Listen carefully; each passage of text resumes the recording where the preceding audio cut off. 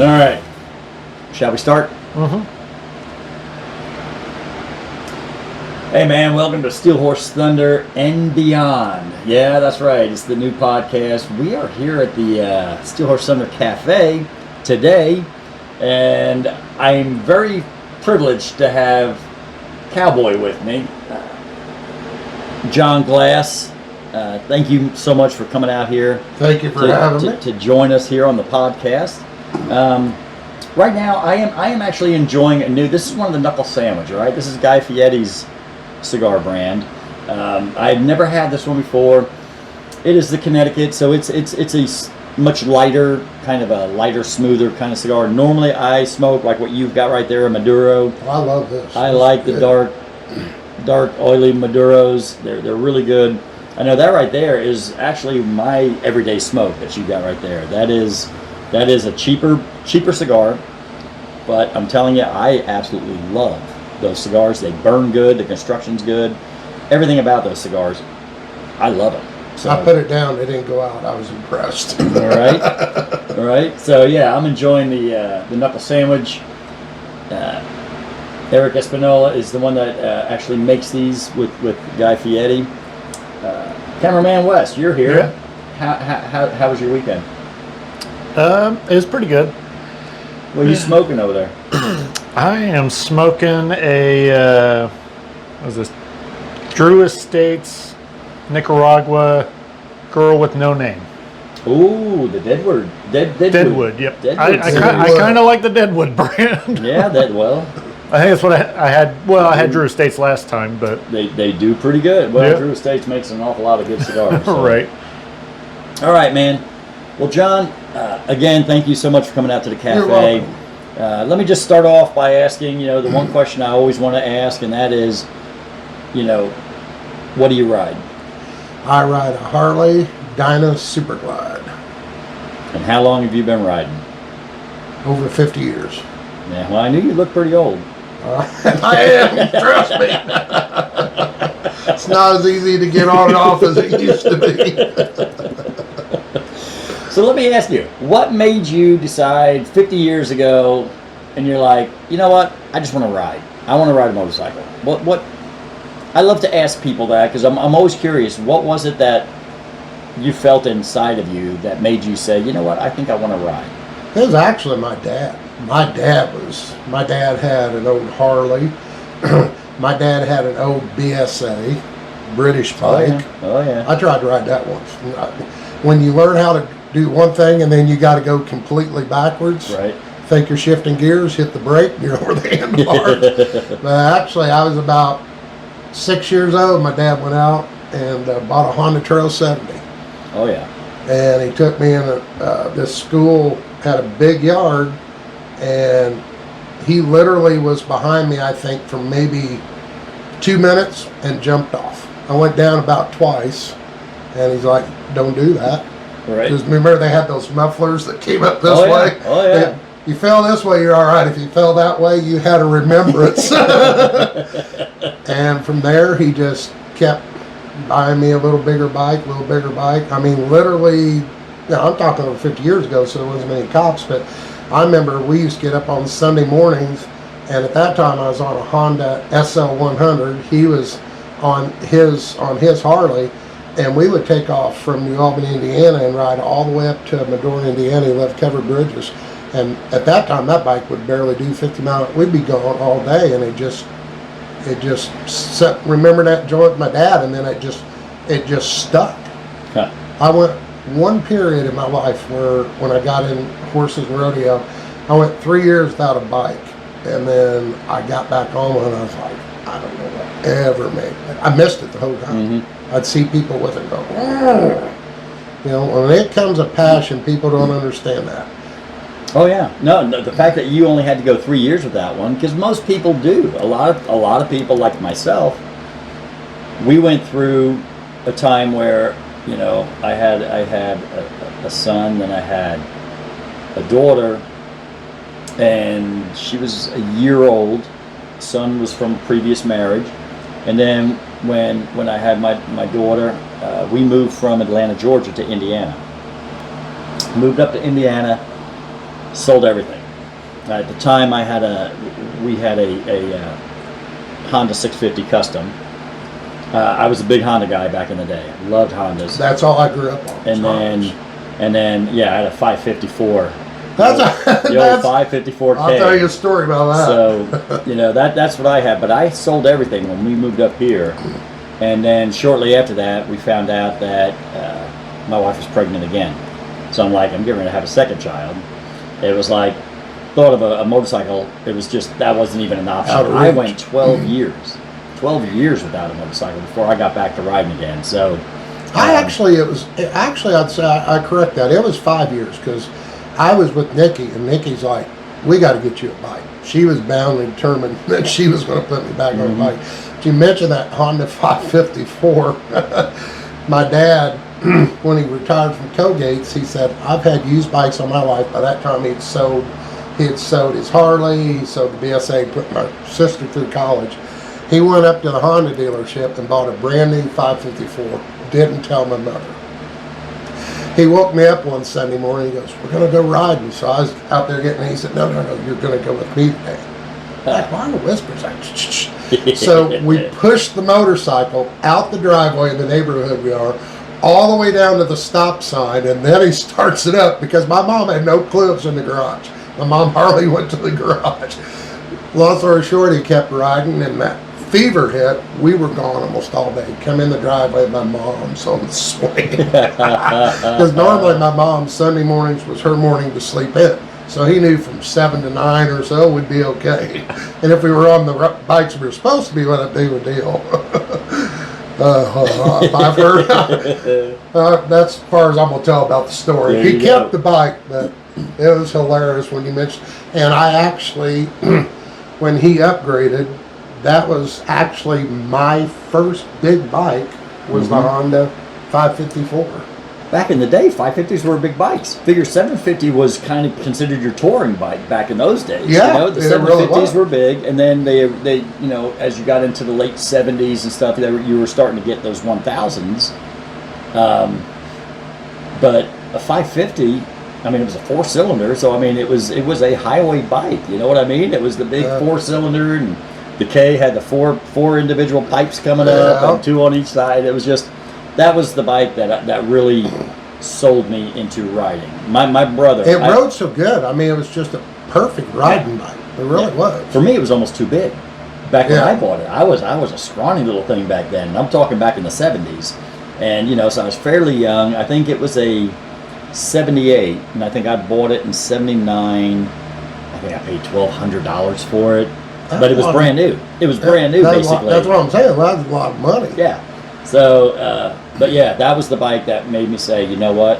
And in Atlanta, that's all I owned. I didn't have a car. So that's all I had was a motorcycle. And it was like, yeah, I'm always going to have one of these. And then, of course, like I said, I went 12 years without before I was finally back on a motorcycle again.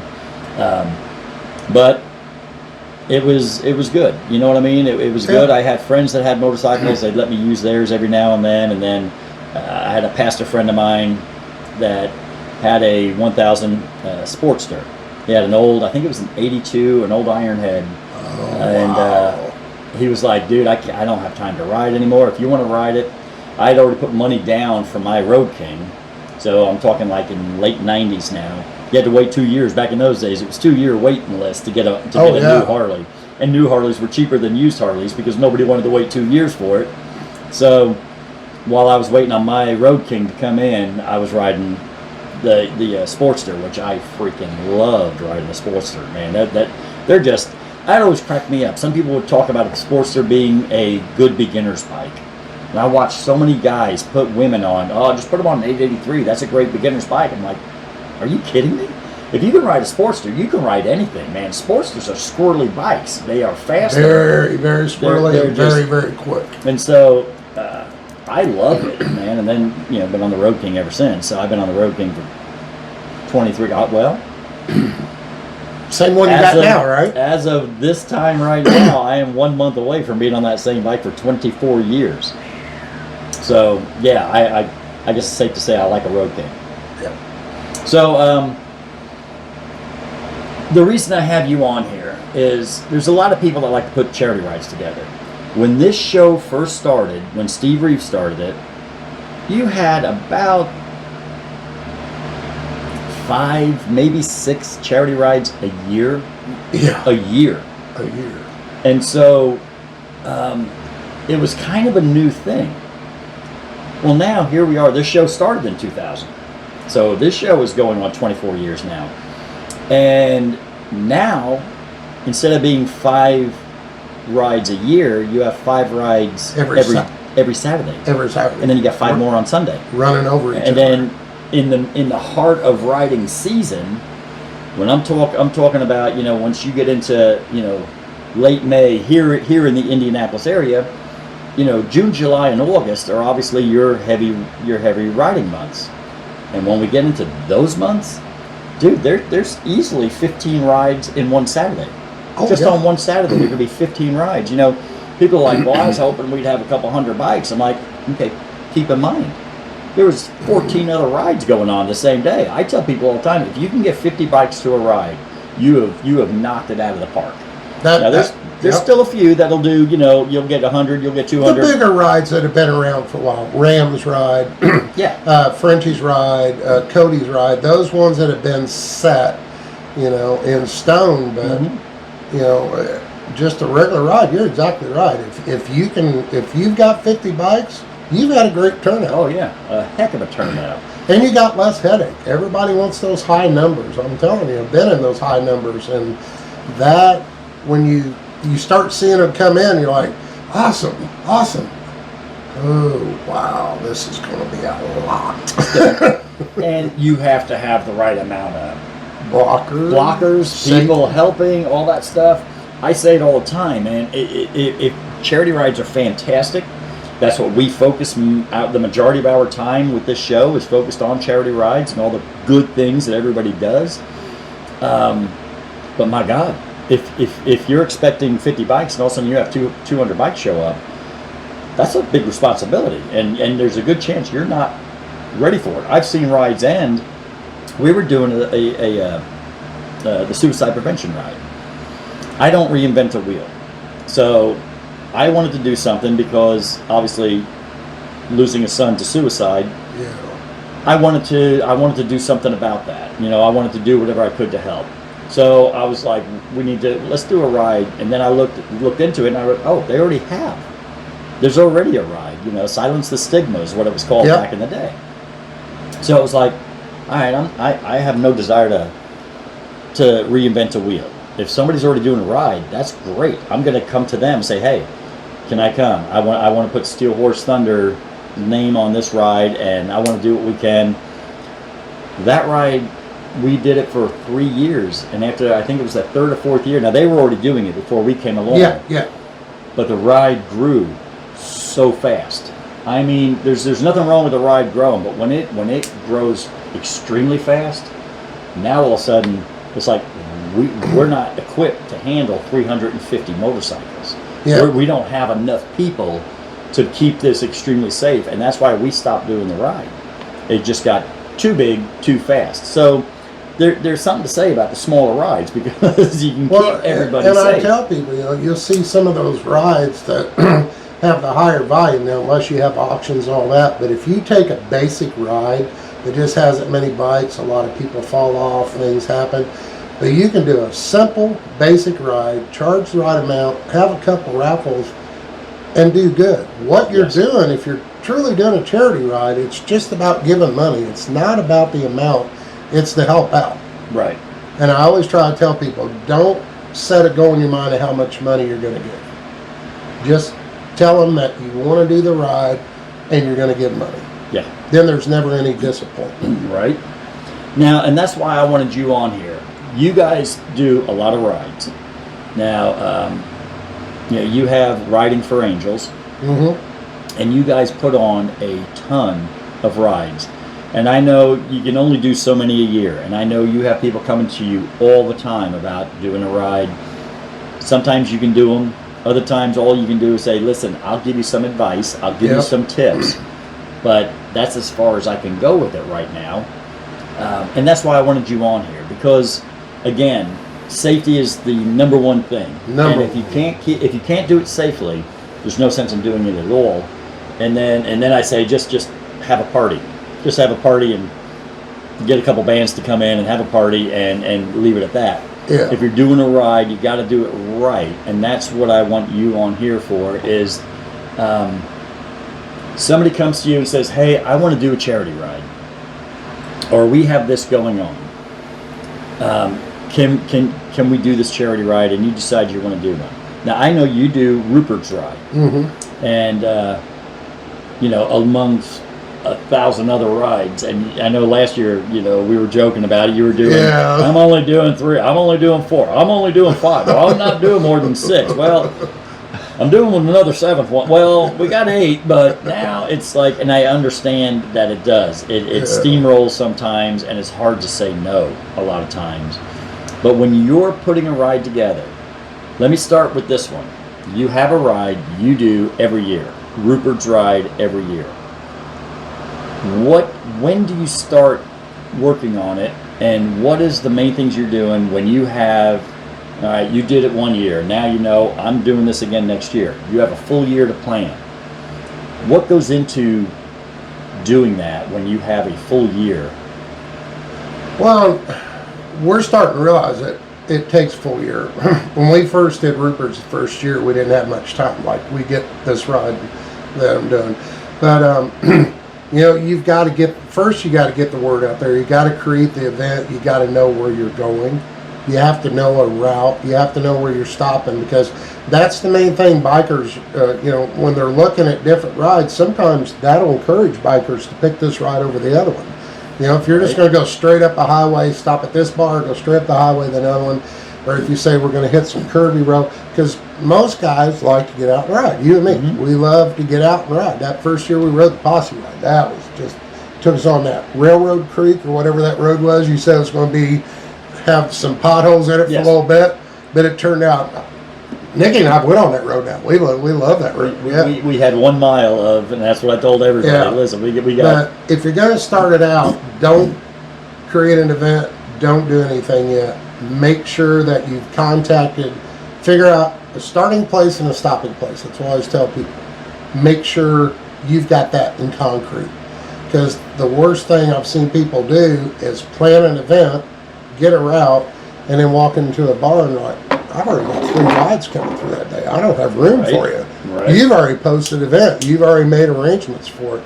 So you have to have all that footwork done, which Nikki does all that. Shorty does almost all that. It does make a big difference when you have a partner. Yes. And not just a partner in crime, but actually an actual life partner that you have that can work with you. And then the second thing is, once you get your event and stuff, always make sure you're prepared for at least 50 miles. Always. If you have less, you're good. And we've learned that over the years too. Like, this is Rupert's fifth year for his ride. We're expecting a little bigger turnout, but this year the American Eagle Riders came on, so it's basically going to be like where they're at each intersection. In times past we've had to fly up and down, up and down. Thank goodness it was always safe, but at the end of the day, that's not so safe. You know what I mean? Just like I got cut off today. I was coming down 31, hurrying up to get home. And I literally had to slam on my brakes because the funeral procession, the guy on the Goldwing just pulled right out there.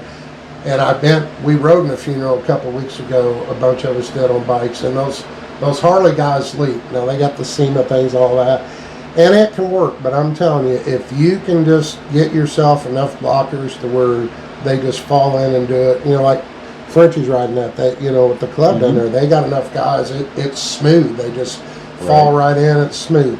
Not saying that you have to have that, but safety is the biggest thing, because if you think just because you're going to the intersection to block it, they're going to stop, they're not. Right. They're not. Right. I'm telling you now.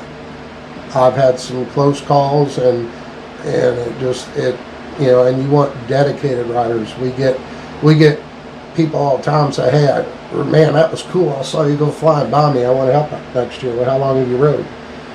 About 3 years. No offense to them, but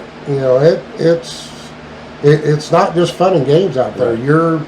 You're protecting your life, but you're also protecting everybody else's. And the first thing you do not want on a ride is somebody to go down or somebody to get hurt. Right. And that's the thing. Somebody says, well, I've been riding 3 years. It's like, okay. Now, we live we're talking central Indiana. We have a winter. You know what I mean? Yeah. We can have cold springs and cold falls. And there's a lot of people I know, they rode for 3 years, but they've rode maybe 1,000 miles a year. Yeah. I know other people, they can say, yeah, I've rode for 3 years now. Okay, how many miles you been putting on your bike? Well, about 15,000 a year. Oh, okay. Yeah. Now all of a sudden you've been riding for 3 years, Yeah. but you got 45,000 miles on you under your belt, as opposed to this guy who's been riding 3 years that has 3,000 miles under his belt. Huge difference. Huge difference. I used to average 15,000 a year. I don't do that anymore. I don't average anywhere close to that anymore. And I'll be honest, I don't have the same skill set that I had back when I was riding 15,000 a year. Exactly. You go from that to doing 2,000 or 3,000 a year, you don't have that same skill set. I don't have the same confidence level. And again, I'm getting older now too. As I get older, I understand how the human body works enough. I'm not a doctor, but I do understand enough to know that the human body, we do slow down. Our reaction, our reflexes and reaction time slows down. Now, I believe that as we get older, we learn, and as long as you understand that, before I get to that intersection, I already know what every vehicle is doing in front of me. You know what I'm saying? Oh, yeah. Long before I get to the intersection, and now we got a lot of roundabouts. You know what I'm saying? I'm watching everything on a roundabout long before I ever get there. Same way as a traffic light. I say this all the time. You have motorcycle accidents and they're like, well, it wasn't their fault. Somebody ran a red light. Or, something to that effect. And it's always one of those things where like, no, it's not their fault. Somebody ran a red light. It's their fault. But could you have prevented it? See, that's a good point, because Shorty's asked me that same. Shorty noticed it too when we first met riding. She goes, when you go through here, when it's green, you do this. I don't care if the light's green or not. And when I'm sitting at a light and it turns green, you may be the person behind me honking your horn, but go ahead and honk your damn horn. Right. Because how many idiots do you see catching that yellow and red light and they don't care? And that's, in all honesty, that's how a lot of guys get hurt. I don't care if the light's green, because people are still, you can make that right turn. Yeah. They don't see you coming. Yep. So when I go through an intersection, I'm looking both ways, and if the speed limit's 50, I'm probably down to 40. Yeah. Buzz by me if you want to. I want to make sure I get through the intersection. And it is. And again, I'm not taking up for the people that are doing wrong. I'm just simply saying, hey, you cannot be in the wrong and still be the one getting killed. That's the thing with motorcycles. It's not like a car where it's a fender bender. There are no fender benders on a motorcycle. No. Every motorcycle accident can be fatal much quicker than if you're in a car or a truck or something like that. And that's why I always say that. I've had a lot of friends, some that have passed and some that were seriously injured. Wasn't their fault, but it could have been avoided. They could have, had they just, like you said, the light turns green. Don't just pull out. Make sure you look before you pull out. Just because you got a green light doesn't mean nobody else is not coming. You know what I mean? And it's like, yes, it'll be their fault. But especially if you're doing rides out through the country, it's stop signs. Do not think because you're out in the country, you don't have to worry about anybody. Because that young kid in his dad's farm truck that's doing 70 mile an hour to show off is thinking the same thing. Nobody's out there. Yeah. And the next thing you know, metal to metal. And again, they're out in the country. They know 9 times out of 10 when they pull up to that stop sign, there's not going to be another car or another vehicle anywhere around there. So they're used to just kind of rolling through them. Yep. You know what I mean? And again, now all of a sudden, you've got 200 motorcycles that are taking this nice windy, nice curvy road and nice windy back roads where you're away from most of the traffic. Well, everybody that's coming up to all these stop signs, they're used to nobody being there, and a lot of times they're not planning on stopping. They know they can usually roll right through, and that's why, like we said, you gotta watch. You have to watch these intersections. I'm very good about when I'm watching and I see a vehicle pulling up. You can generally tell if they plan on stopping or if they now unless they drive like my wife. All gas, all brake. There is no. I've been trying to teach her for damn near 40 years now. You know, if you just let your foot off the gas, it gradually slows down before you even have to put your brakes on. But there's a lot of drivers like her, all gas, all brake. So when they come up to a stop sign, they're coming up pretty hot and heavy, and I'm always slowing way down. I do. I don't want to stop and put my feet down. I'll kind of roll up. I'll just keep rolling. I'll look behind me and the car's like, wow. I'm like, give me a minute. See, there we go. Lights green. We're going now. Yep. So yeah, and then okay. So I know like when you have a year to plan, like you said, you're going to get your starting spot. You're going to get your ending spot. You can always fill in later on where you want to stop and all that, but you got to get that the starting and ending. Preferably somebody that's going to feed everybody. Mm-hmm. And you have time to put blockers in place. And again, I don't recommend blockers. Technically, it's illegal. So I will throw that out there right now. It's illegal, but I found it to be a whole lot safer if we have blockers. So and I always tell people, even if you've got blockers, call your local police, whatever area you're going through. We always do. Call them, and sometimes they'll say, "Hey, oh, that's a Saturday." Now, used to it wasn't so much a problem. They had cops; they love to do it. Nowadays, they're shorthanded like everybody else. The response I normally get is, if we have somebody, we'll send them. You got blockers? Technically, I can't tell you to block, but do what you have to do to get through my town safely. Right. Which means they're telling you can't, but they just assume you did and get in and out of their town. Yeah, and that's the thing. And just show respect when you go in that town. I tell people all the time, don't go in there screaming and hollering at cars and expect everybody to stop. That's one thing great that, that we ran into Anthony with Foundation for Law and Government, because he goes in the intersection with the lights and sirens and shuts it down, and then the two bikes just hold it. But, don't ever ride into an intersection and think they're just going to stop when you put your hand up. I'm telling you now. Right. Exactly. I tried that one time, and I had to move out of the way, and I was like, I'm old enough to know better. What was I thinking? Right. Carried away in the moment, like, you will stop. You will. No, they're not going to stop. Yeah. They're not. So yeah, when you have a year to plan, you can get all this in place. Now, I also know, one of the things I always say too is, don't just ride the route one time and say, okay, we got it, and 3 months later we're going to do this ride, and oh yeah, we got the perfect route. I always tell everybody, you better ride it a couple different times, and then especially right before the. Nikki and I usually do it either the night before in the car or the day before. Well, good example, when we did Rupert, I think it was the second year, Nikki had went and mapped it out in the car. And then we went back, and part of the road, they had put that chip and seal. Can't do that. Then we're doing it, I think it was like a couple nights before. No, it was the night before, and they closed down the main bridge. But luckily, there was a left turn. I warned everybody we had to go slow, but there was a left turn, and it was like a 1 mile horseshoe that just went up around this farmer's field, and we made it around. Had to go very slow. Big chuck hose. Told them about it before, but yeah, always make sure you ride your route. If there's been a heavy storm the night before, tree limbs, everything else, stuff on the road, and usually I stay in front of Anthony. Always have a spotter out front, always, because you never know what's in the road. Exactly. And some people put down their foot and say it's there, other people don't. And on your rides, you have a person like you and I that's rode for years, but you might have that person that just got their license.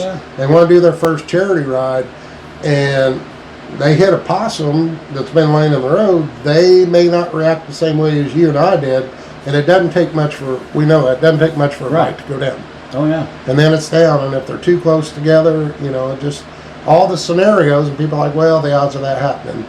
I've seen it happen. Just if you're going to do a charity ride, safety, safety, safety. Yeah, you can't plan ahead enough. No. You can't over plan it. I know that's something I started doing was the night before, the day before, do a ride. Now I do a lot of rides on Sunday, only because I worked Monday through Saturday, almost my entire life. And so Sunday was the only day I had to ride. So I used to do my rides on Sundays. And so if I was putting a ride together on that Saturday, I'm going to go check that ride out. Especially like in the fall, because you have walnuts coming out, you have all that stuff is in the road, the leaves and all that stuff.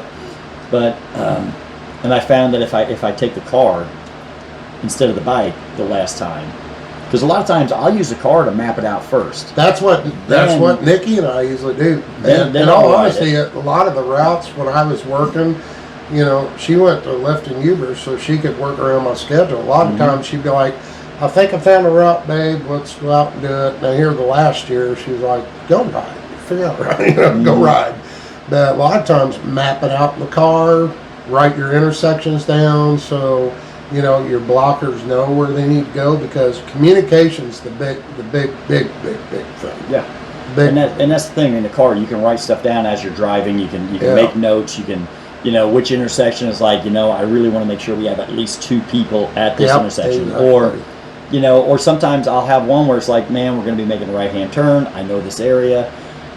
There's probably not going to be any vehicles in this area. So if we're just making a right-hand turn, we should be fine. And then you generally have that one person that might pull out and stop at that one, just to kind of hold that intersection, or, a small country road. But I found I can bring a broom and I can bring a shovel with me.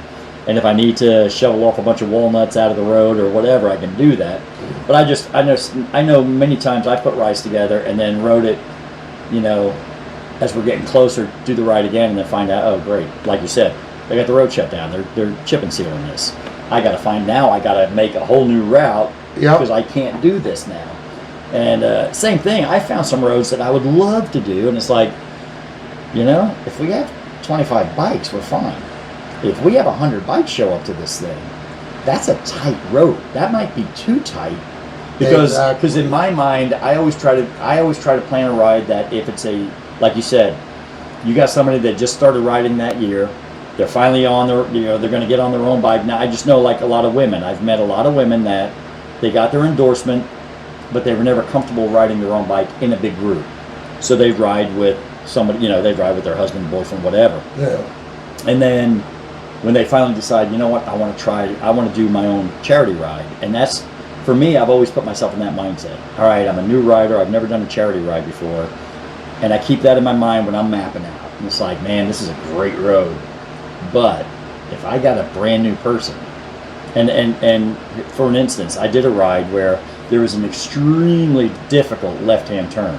It's one where you're the road's going to the right, you're going up a hill, you got gravel on the left side, but then you got to end up making a left-hand turn. So it's almost like a switchback in a mountain. You know what I'm saying? It's not, and it's going uphill, and it's going to the left. And we did have a person go down, and we had been warned. They told us, hey, listen, when we get to this area, there's gravel on the left. You're going to be fine. Stay in your lane. When you get up there, make that left-hand turn. We'll have it blocked, so you'll be all right. But there was a brand new rider, and they had a difficult time making that turn. Now, I was fortunate; it happened right in front of us. I knew the people that were that we were riding with, and so therefore, when we got to that area, I knew we'd already been warned about it, so I was prepared for it. Cindy and I, we backed off and left a little extra room right there. And sure enough, one person went down, and another person that was right behind them went off the road to avoid them. Yeah. So, but because we had enough awareness to say, let's leave a little extra room, we were able to avoid everything, get everybody stopped safely. They were fine. It was a very, very minor thing. I mean, they finished the rest of the ride. 5 of us went down there, and we pulled the bike that went off the road never went down. They were still on both wheels. They just knew, I can either run over this person or I can go off. And they went off, put them back up, We picked the other bike up. She hopped on. Everybody rode. No harm, no foul. It could have been a very bad thing. And I tell people too, do not be ashamed and you know, you'll hear me when I do the driver meeting. If I'll say, who's very first charity ride? We're happy to be here. You're going to enjoy it, but like for you to stay at the back. You're going to get to see more. You're going to get to see the bikes, but try to keep them out of the mix, because a lot of times they get in the mix of that, they panic, and you can lose 5 or 6 bikes like that. Yeah. There's nothing wrong with asking going to the back. They need experience doing the ride, and if they're there for the charity and they want the experience. I love having brand new. I love it when somebody says, "Man, this is my first charity ride." I love that. We Absolutely need love that. it. We're getting old. But like you said, we have to prepare for that, and we have to make sure we're trying to keep people as safe as possible. So now we can do all that when we have a year to plan. If you're getting ready to do a ride, we have 5 days to this ride. You've been planning it for 5 days. Okay. So, well, no, it started. Let's see. But I've been on it. This is 3rd day on it. Yeah, that's what I'm saying. It's like literally within a week you're putting this ride together. If somebody came to me and said, "Hey, I got to put this ride together in a week," I would generally say, "Don't." Here's the difference. You put a lot of rides together. You already have some key players that are in line all the time. Somebody comes to you, you can say, "You know what? Yeah, we want to help." But you already have your core crew that you're gonna, know who you're getting in touch with, and you're gonna make a few phone calls and then say, "You know what? Yes, we can do this." And I think it's fantastic. So how do you mentally get everything ready when you have a week to prepare? And it's. I just followed the basics. The first thing I did is like, where do we want to start? So I kind of touch base with the family. They wanted it. It was close to Edinburgh, but they knew of Millie's and had went there, so we started at Millie's. I thought the ride, it's supposed to be 50-54, one in case that turns to shit.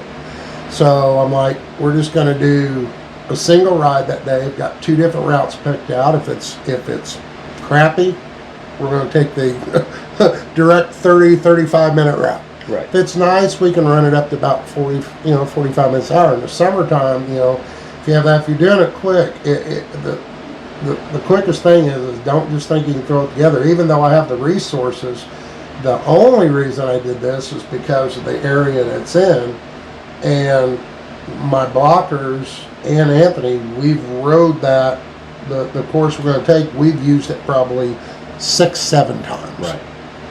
I'm like, we're doing this ride, but we're just doing it backwards. Oh, okay.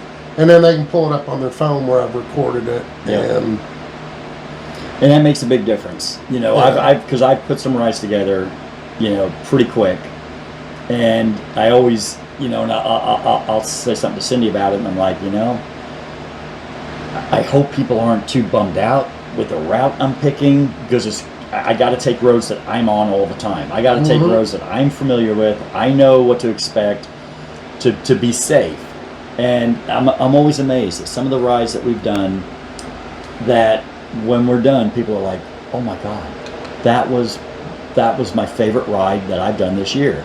And it was like, and for me, it's like, all right, well, these are roads I ride literally every week. You know what I mean? That's why I always worry about Nikki and I ride so much. We're one of the 10 to 15,000 miles a summer. But right.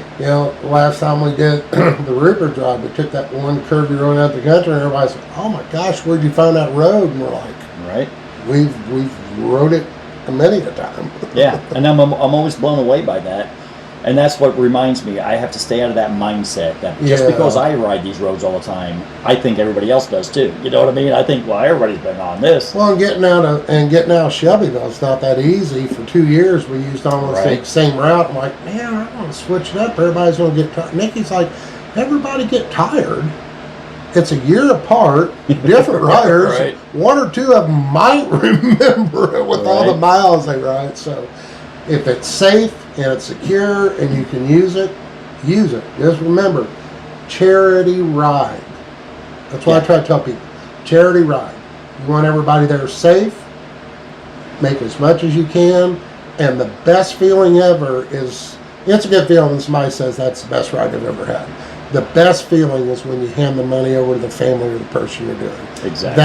That's where your reward's going to come in. Exactly. And that's where the stress factor is making sure it's a success. That's the safety. That's making sure everything's up. Anybody can throw bikes together and go out and ride. But making sure it's safe and sound and secure and successful, because if a ride's not successful, you got people pulling off, you got somebody hurt, your funds are, then the name of the ride goes. Right. No, that's exactly right. It's exactly right. So yeah, so yeah, that's my advice is, if somebody was trying to throw one together right away, don't.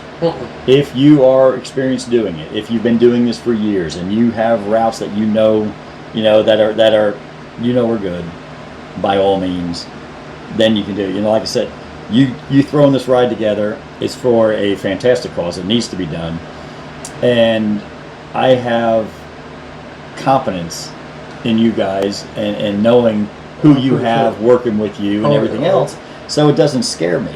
Somebody else that's never done it before, I'm like, don't. If you don't have a year to plan, please don't try to throw something and together. anymore, I mean, when Nikki and I first did the Rupert's ride, we were having them in June. I think the first year we didn't get it out till like April.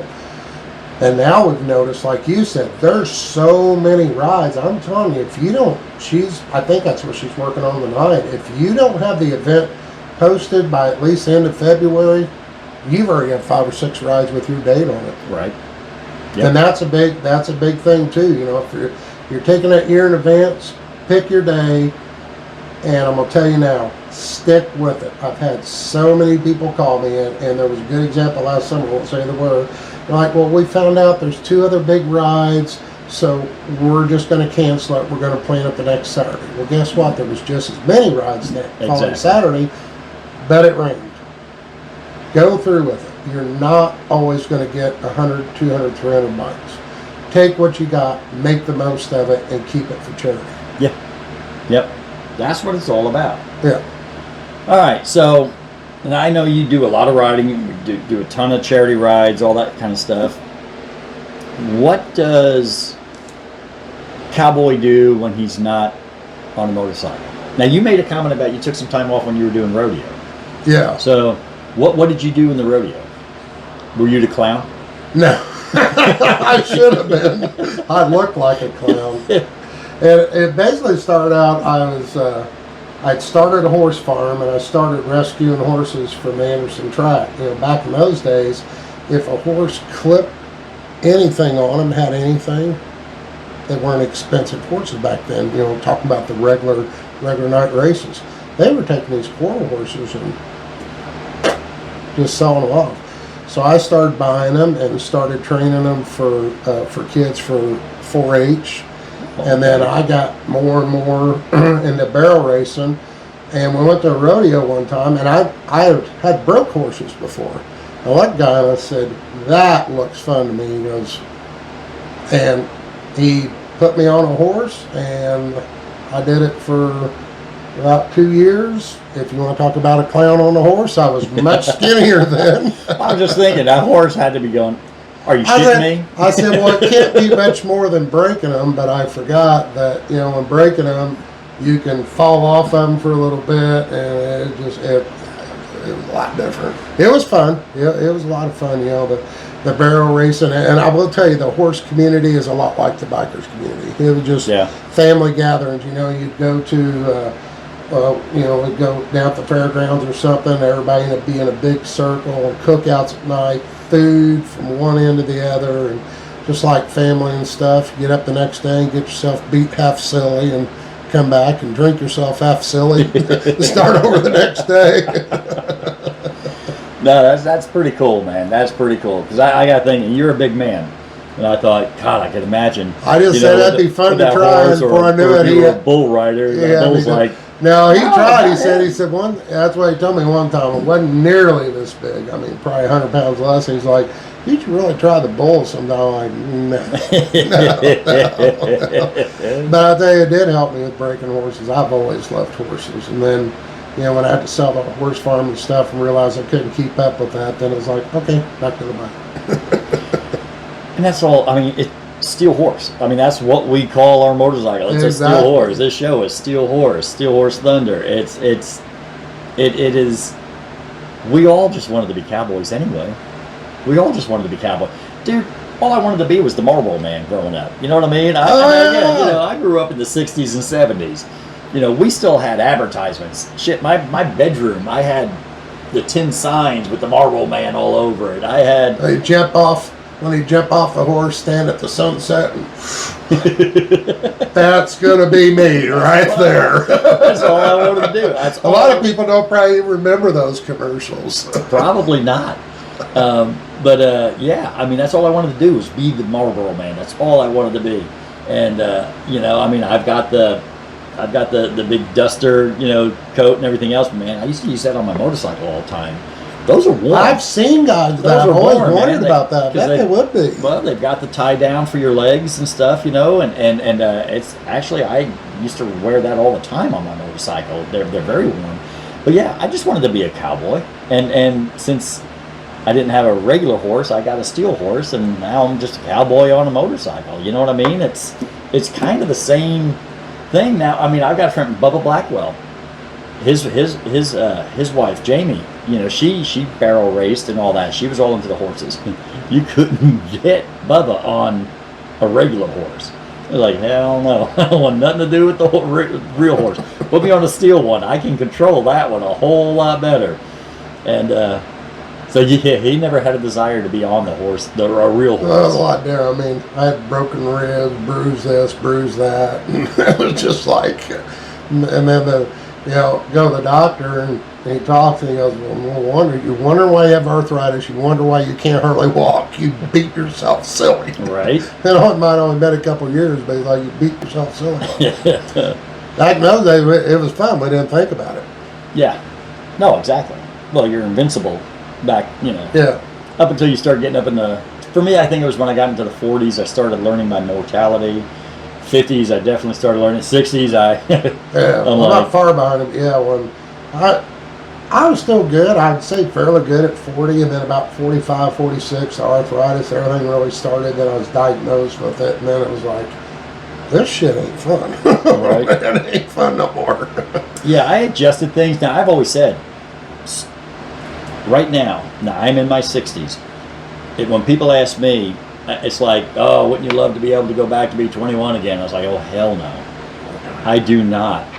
Go back to 40? I'll go back to 40 in a heartbeat. Yeah, exactly. My 40s, I always said, best decade of my life was my 40s. I absolutely loved my 40s. So, for people that are out there now that are younger than us and everything else, I'm just saying, dude, my 40s was the best years of my life so far. Oh, yeah. Cameraman Wes, you got anything you want to ask Mr. Glass? Maybe he can give you some insight. I write my own jokes, folks. I write my own. And I'm the one wearing glasses. I got contacts in. Oh, okay. I hide mine. So you didn't ride bulls. It was just horses. No. Because I've always wanted to go to a rodeo, like they do the PBR up in Indianapolis and all that. But I never hit, and let me make that clear, I never hit professional. I'm talking about fairgrounds and things like that. Now, barrel racing, I'll take a little brag. I was badass on barrel racing. Actually, the horse I had, Majestic, I had rescued her from the track, and while she was healing, I had barrels in my field, and I just walked her every day. Walk them barrels. Boy, I'll tell you what. Well, she's the one that blew my leg out. When she turned at a barrel, you better be ready. And we was at Indiana State Fair, 80, no, not early 90s, anyways. But I went into a barrel, and I wasn't paying attention. The next thing I knew, this leg was in the stirrup, and I looked like one of those Western shows. Completely tore the patella tendon. This leg was just like hanging by skin. I remember my foot was over that way, and the guy came out, and I said, "Yeah, just get me up. I'll be fine." Might have been drinking a little bit that day. Like I'll finish. He's like, "You're not going." you're not. I'm like, "Just stand me up." He's like, "Oh, I'll stand you up." I'm like, where's my leg? Hit there, but yeah, she was, and I just a rescue horse. I think I had $600 in her, and for 5-6 years. Well, I'll tell you what, she was. But the thing was, is you could put a kid on her from 4-H when I was first training them, and they just sit there and kick her and kick her, and she doop, doop, doop, doop, and go around the barrels. Hilarious. Yeah, when I've watched them, I've seen both the horses and the bulls, riding. And I don't know which one kicks harder, but I know the horses seem like they're a harder ride for rodeo. I know the bulls could kill you because they do have horns and all that. I thought so too, but a guy told me that the bulls have so much force when they kick. Huh. He said it's all like muscle, you feel. Yeah, he said it's like you feel it coming up through their back. Jeez. Wow. Yeah, fair. They're you're talking a couple thousand right. more pounds, right. Not like a horse will doop doop. Don't get me wrong, they kick, but when I looked at them, I've seen the bulls shoot. I've seen guys fall off horses. They don't go that high. They just get bucked off. I've seen bulls to where you've seen them, they almost stand end on end. Right. And those dudes are in the air at that point. You're talking 6 or 7 feet. Well, that's not that high. Yes, it is when you're getting ready to hit the ground. Yes, it is. Falling off a horse is high enough. But, and I've told you, I was literally watching. Some of them bulls, if you ever notice, they'll literally almost stand on their front feet to get rid of you. They're not playing around. Crazy. Yeah. See, I guess the difference with me now, being older, I always said I was an adrenaline junkie. I love excitement. I love that kind of stuff. But, I used to say with Bubba, I worked with him for 15 years, and I wasn't with him when he was breaking all of Evel Knievel's records and doing all the world record jumps. I got with him right after that, after he had his horrible crash out in Del Mar, California, and kind of made his comeback jump at Harley's 100th anniversary.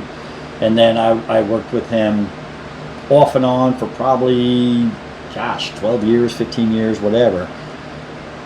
I never got on the motorcycles. Well, I rode them out and set them in where they needed to be. I changed tires on them. I helped tune them and helped them. I built ramps. I was his, his PA guy. I was the guy that everybody hates. I was the guy that's like, "Are you ready to see Bubba Blackwell?" I was that idiot. Yeah. That was my job, and that's what I always told him. I said, "See, but I get my adrenaline fix by watching you fly over." Those dozen tractor trailer trucks. I watch you do it. I get all the adrenaline fix I need. Well, when we grew up too, my dad built a motorcycle trailer, and we took the Honda 70s. My uncle had a farm. Eventually, my cousins and we went up to the Yamaha 175s, the ying bikes. But my uncle had a farm out there, and we had trails. My cousin and I were dedicated. He went out there. Couldn't use a chainsaw, but he went out there with an axe, then sawed it off at the bottom, dug the root out. We had trails all through them, and then, sometimes our friends would say, "Can we go?" And Dad's like, "Yeah, you go throw the bike on there and hit the first trail." And they're like, "Gotta go down there to get over there." Gotta go down through the creek if you want to get to the top of the... Right. I'll tell you what was funny about that. Ticked my cousin off so bad all the time. I had that Honda Trail 70. He had they just gotten, I think it was the Yamaha 125, that ding ding, and we were going up a hill, and I was literally laying on that Honda Trail 70. I'll tell you what, them little bastards were the strongest motors ever made. I made the top of the hill. He was spinning out, going everywhere. But I'll tell you what, those things, if you could hold on to them, they were dangerous. Right. They were supposed to be a kid's bike, but they had probably more power than some of the bigger bikes had. Right. It would outrun that SL100 I had. Definitely out climbing on the hill, because the SLs is when the Honda first came out with its street and trail. Right. It had a headlight and it had a taillight on it. Talk about a wuss bike. You maybe get 40, 45 out of it on the highway and try to go up a hill and like, it was kind of the in-between. You can go up over a bump or be on the highway. That was it. Right.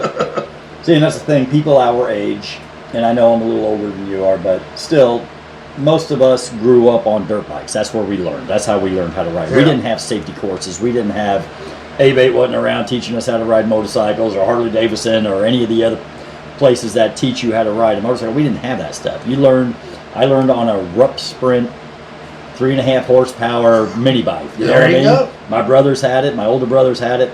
I got to ride it. Same thing. You know how you learn how to ride? When you fall down, it hurts, and you don't want to do that again. And when you do stupid stuff, it hurts. Now, back in my day, my 550, I actually put it out on a motocross track one time.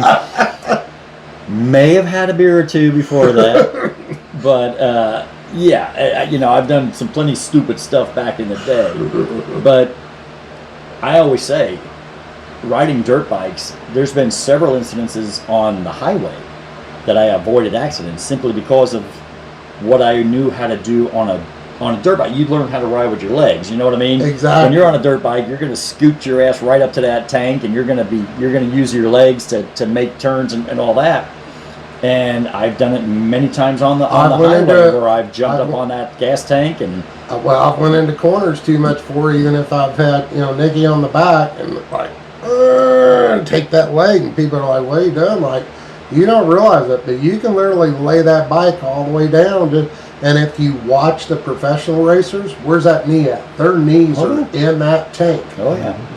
Those guys are small. Their body is not laying that bike over. They are pushing with force from their legs to push it over. Yeah. You know, the dirt bike's the same way. I mean, you're locked onto that thing. When you're going up a hill, you're not just sitting there like you're on a Sunday ride. You're holding on, feet firmly in this position on the spuds, or you're going to be off the back real quick.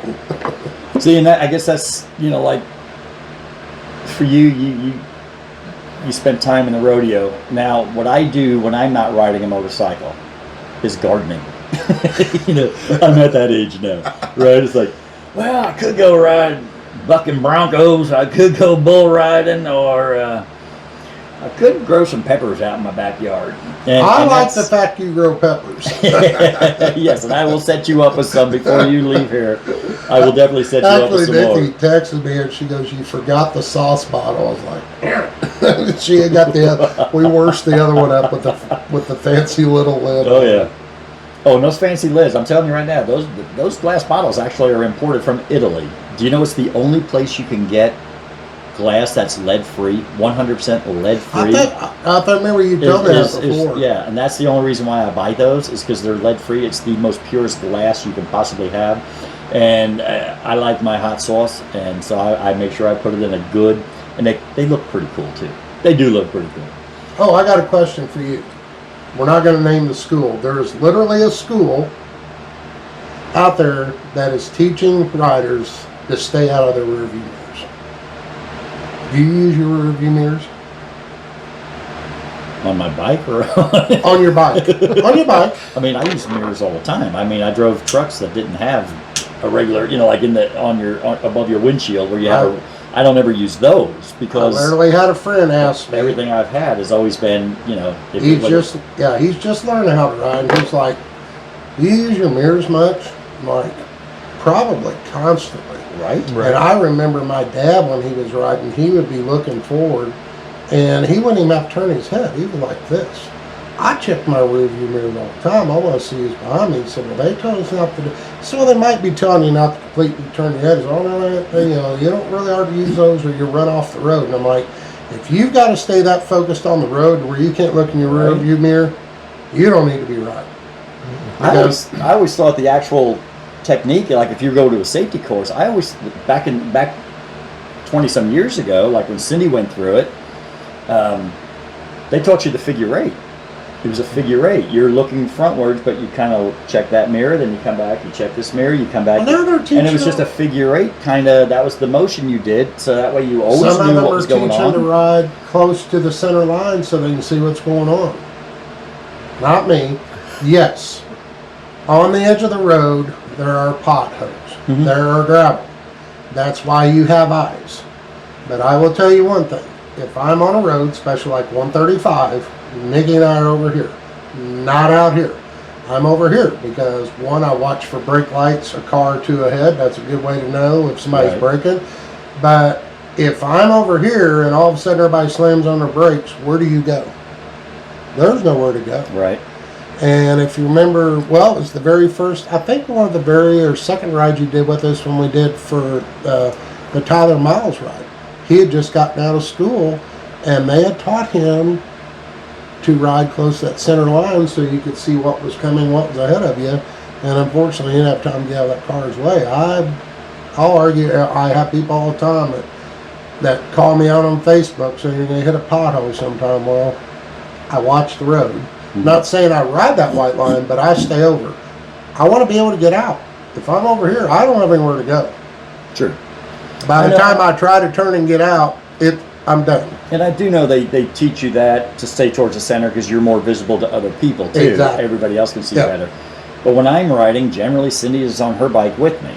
I ride the center. She rides the other side. Yeah. We stay staggered. I never ride handlebar to handlebar. That to me is the scariest thing in the world. And I have a few friends that they ride that way. Bubba Blackwell, notorious for that. And he stays, and I'm the same way. I ride the center line, but I ride so many back roads. When I'm going around a curve, Cindy already knows. I mean, we've been riding together now for damn near over 20 years, 20 close to 25 years now. We know exactly how each other ride. Yeah. When we go into a blind curve, Cindy knows I'm coming over. I'm not staying on that line. When I'm going over a hill, I'm not staying up on that line. No. Cindy knows I'm going to come over a little bit, and she's always gives me that room, and so yeah, I'm the same way now. I may ride towards that center line the majority of the time I'm riding. If you're riding with somebody staggered, yes. But boy, when you go over these hills, because Bubba was one time, man, you ride too fast. You scare me if you go over those hills. If there's a vehicle or if there's a dog running, I was like, dude, I'm not worried about a dog. I'm worried about a Mack. I'm worried about somebody coming up on the hill that's went over the center line a little bit. I was like, dude, I said I couldn't get over. I'm speeding up, trying to speed up enough so I can get the hell out of the way, But he's so used to. I mean, he's a racer, so he's used to being handlebar to handlebar. And when you ride with a lot of those racers, that's how they ride. And it's like, guys, I'm not a racer. I was like, I'm not a racer. I like riding the road, man, but give me some room. Let me get the hell out of the way when I'm coming over a blind curve or a blind hill. I always tell my ride to your comfort. I've been in groups before. Well, they were take off and they may not. I don't know the road, so I will get there whenever they're at, whether they're already sitting there having a beer or not. Mm-hmm. Get to where you're going. Ride in your comfort zone. Don't push yourself outside your comfort zone. Yeah. If you feel like you're pushing it and you're a little nervous and you're a little tense, that's when things happen. You should always be relaxed. When you tense up, you can't respond. Tell people, just ride in your comfort zone. Enjoy it. That's what it's about. Yep. If they want to race, let them go race. Yeah. How's your cigar? I just want to jump in here, man. My cigar is really good. It is this good. knuckle sandwich is a very good one. It's the first time I've had one of these. And first time you've ever had a knuckle sandwich? First time I had one of these knuckle sandwiches. Wow. So, you grew up in a different part of the top than I did. And do you know that's how he got his name? Guy Fieri, that means Fieri, whatever his name. But it's not Fieri. It's not Fieri. No, it's not. He uses a T on the end. Yes. It's Fieri. Yeah. And he was talking about how he came up with the name Knuckle Sandwich when he first started doing his, food thing. And they're like, he got his first paying gig, and he didn't have a company name to put it in or anything. And he's like, guys, we got to come up. So he had his crew, and they were trying to figure out what they were going to need. And one of the guys made a comment. He goes, well, why don't you fix us something to eat? Maybe if we eat, and it'll help nourish us and it'll help us think clearer. Just because he was a cook, and so they wanted him to do get a free meal out of it. And he just looked and goes, yeah, how about I make you a knuckle sandwich? With all them rings on it. Big rings. He goes, how about I make you a knuckle sandwich? There you go. And he goes, dude, that's it. There's your name right there. That's how they got the name Knuckle Sandwich. Oh, and then when he decided to start making cigars, obviously he's keeping the same name. And I'm getting down to the wrapper now. I'm trying to. This thing's rolled so. It won't slide so off, nice. will it? It will not slide at all. I say, I noticed neither of yours ran at all. No, the construction was perfect on these. Yeah. How was yours, Wes? It was really good. It did start running, so I hit it with some fire on the side that wasn't running and fixed it, and it burned really good after that. Mine went out because I let it one time. But normally, some of them, if you don't take a puff every couple minutes, this one's just really good. Mine went out from neglect. I had knocked all the ash off of it, and I noticed that too. If you knock all the ash off, yeah, that's what I did. I to keep go knocking out. ash off them. Like, oh, yeah, there you go. I'm going to put mine down because I'm going to relight that in a minute. That's the other misconception. Most people think, well, once it goes out, you can't relight it, or once it starts running, you go, oh, you're stuck. It's like, no, take your little fire and clean it up and get that nice even burn going again. And so when am I going to get Wes on a Harley? Wes's Road. Been a long time now. Long time. But yes, we had a time where. Well, you're in the kid phase though, right? Yeah. He's going through that. Oh, exactly. But actually, do like my dad did, buy one, hide it, get up early on a Sunday morning. Where you at? Babe, just went to play a couple rounds of golf, be right back home. What's that noise? A lawnmower. So, John, what are your future plans? What do you got anything? You got a bucket list of where you want to ride to, or a bucket list of a trip you want to take, or anything like that? Nikki has never been down to Tail of the Dragon. Nice. So we're going to do that here, probably not this summer with the rides. But we've talked about doing it. She's like, she wants to do it once with me, have a hotel, and then the next day she said, I just want to sleep in, go out by the swimming pool, and then you can go scrape your pipes and do whatever it is you do. Right. Because I know with her, it's going to be like, they will actually go a little faster than this way, don't fall. No, she's a good rider. She likes going fast too. Oh yeah. That's and eventually we're going to upgrade, and that's what we want to do. As long as I can ride, I want to ride. She loves to ride, and we're planning some trips out. That's Nice. our bucket list. Nice. Not jumping out. I love jump out airplane, hot air balloon, all that, but I know I'm doing however you say it. We just want to take some long trips on the bike. Take off and not worry about anything. Just take off and go. Not worry about when we have to be back. And that's a fun thing to do, man. There is something about when you leave on a trip on the bike, now again, I'm at the age now where if I was going to take a trip out to Sturgis, South Dakota, or if I was going to run down to Daytona or something like that, I got no problem anymore throwing that bike on a trailer and getting there. 20 years ago, that was never even an option for me. It's like, if you don't ride there, Well, you mentioned stupid. you mentioned the 833 before. My very first year at Sturgis, I rode one out. I couldn't even keep up with the guys I was with. I mean, it was fast, but I was a bigger guy. You want to talk about, it was worse than rodeo. That thing beat me to death. I mean, I thought my teeth were going to come out.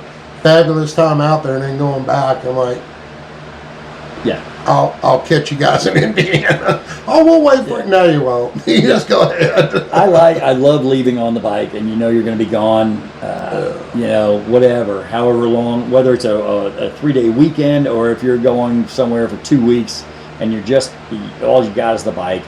There's something very therapeutic about that, something I love about that. But like I said, now because of time and everything else, I'm no longer that guy of like, my God, why would you trailer your bike? Now I'm like, yeah, I can throw it on the trailer and just. I'm one that said I would never trailer a bike. I'm one that said I'd never own a trike. But I know with my arthritis condition and stuff, we've looked at it, and I'm sorry, there are some friends of ours I have, and they're very nice. And would I get on one just to still have that wind in my face? You better believe it. The trikes, oh yeah. You better believe it. Yeah, no, they're nice. They're real nice. Oh now. yeah, they're super nice. Now back in the day when they first came out, they beat you worse than anything. They didn't have much suspension on the front. The backs did. The front, they hadn't really developed the fronts back then. Right. Yeah, they're nice now. Well, Cameraman Wes, you got anything else before we wrap this up? I'm out of beer, so I know we're gonna have to. Time for a refill. Oh yeah, maybe next time we'll get a server out here so we can keep getting beers quit while doing we're. this when the servers are off. I know. I was trying to save the wrapper. That's why I'm that guy. I am that guy. I want to. He's got a pile of them over there to the side. To say rip that thing off there, but now I was almost ready to say get that thing off there before you say I'm that guy, and this isn't the cheapest cigar I've ever bought, so I want to keep that wrapper, and I want to keep that. So, all right, man. Well, John, thank you so much for coming out here and hanging out at the cafe with us, and great time. Looking forward to riding with you, and I know the summer we're going to have several rides with you and stuff, so I know we're going to get the chance to ride together. And I just want to thank you so much for coming out here, for everything that Riding for Angels does, all the people it helps, all the charity rides that you guys put together like that. You can't say enough about the motorcycle community. No. Said it forever, the church could learn an awful lot from the motorcycle community, the way they stick together. And again, like you said, rodeo people, same way when you're into that stuff. Cigars. There's a whole cigar community out there now that I've gotten involved with over the last few years. And it's when you can get like-minded people together, and when you're into something where there's a brotherhood, because that's what it's really all about. And I'll be honest, dude, when I rode Hondas all the time, I didn't necessarily find that brotherhood. As soon as I went to Harley, it was like, oh shit, these people wouldn't ever talk to me before. Now all of a sudden, I'm good friends with these people now. They all like me now. It's changing some, but it is. But back in the day, if that's you ride a rice burner. Yes. Yeah. Right over here, what my dad fought against, a nice bike. Exactly. Turn around, walk away from you. Exactly. And that has changed now. I love it when we're out covering a charity ride. We got cameras out there. If I see somebody on a crotch rocket and on a charity ride, you better believe I'm going to go find who's riding that bike, and I want to talk to them. I see younger people, I want to talk to them, and I hate it when we're doing something and somebody says, well, I don't have a Harley. I got this Honda. I'm like, dude. Honda's a great motorcycle. That's what Cody Knight said. I said you should ride with Channel 8 that did the interview, and I was like, you should ride. And I'm like, hey, in our group, Riding for Angels, I know we've got some Gold Wings, we've got Suzuki's, we got Harley, and then Nicky goes, it's like Scott and Cindy say, it's not what you ride, but it's that you ride. Like, exactly. There's your commercial for you right there. Exactly. And it is. Times have changed. Yeah. I'm very happy with my Harley. People are happy with their Hondas. Just ride and enjoy. Yep. Don't go changing up because you feel like you have to fit in. For me, I just always wanted to have a Harley. I just always did. I learned my first street bike was my brother's back in the AMF days of Harley Davidson when they made enduro motorcycles, and he had a 175. And that was the first street legal bike I ever rode. I rode dirt bikes all the time. Yeah. He bought a Honda, a bigger Honda. He had that little 175, and I just thought it was super cool that I was riding, because back then it looked just like a Sportster, but itty bitty with enduro pipes. So it was different, but it was still, I was like, and I just thought, man, that was just so cool. I want a Harley. I got my Road King, and I love it. You know what I'm saying? It's like I'll never get rid of the Road King. But alongside of that, Cindy's got a Harley, Cindy's got a Buell, Cindy's got a Honda. So I mean, they're still smaller bikes, but she loved when she was riding her Buell. Holy crap, you couldn't keep up with the girl. She was, and I mean, she's like a racer anyway. So she rides a motorcycle like she drives her car. All gas, all brakes. There ain't no in between. I'm just saying. So, well, dude, thank you so much for hanging out with us, man, and looking forward to riding with you this summer. All right, sounds great. All right, man. Well, from the Steel Horse Thunder Cafe, we're going to wrap this up, and we'll see you the next time.